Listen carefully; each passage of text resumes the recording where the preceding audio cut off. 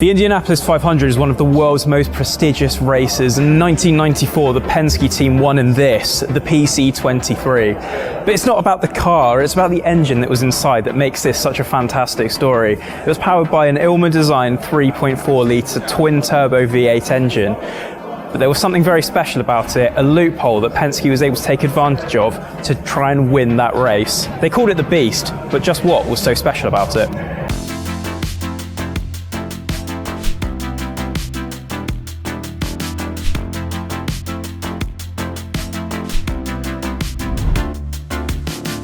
So, to try and get a few more small American independent manufacturers through the door, the USAC left a little bit of a loophole open with the engine regulations. If you were a stock block engine manufacturer and you had push rod valve timing, you could run more, as opposed to the overhead cam systems that everyone else was running at the time.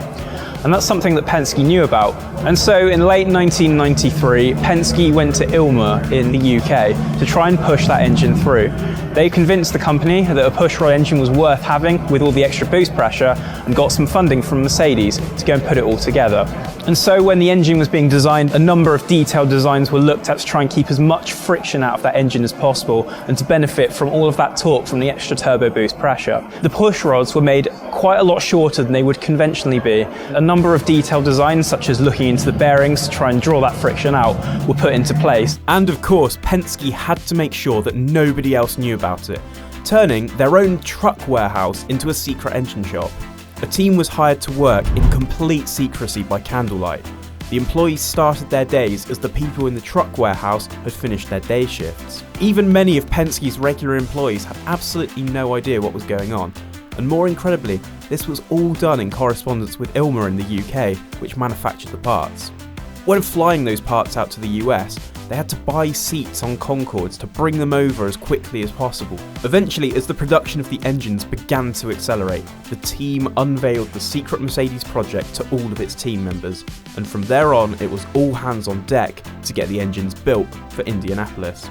But the Penske chiefs took a very hardline approach to keeping that secret under wraps. If the Mercedes project was kept secret, and if Penske won at Indianapolis, everyone on the team would be richly rewarded.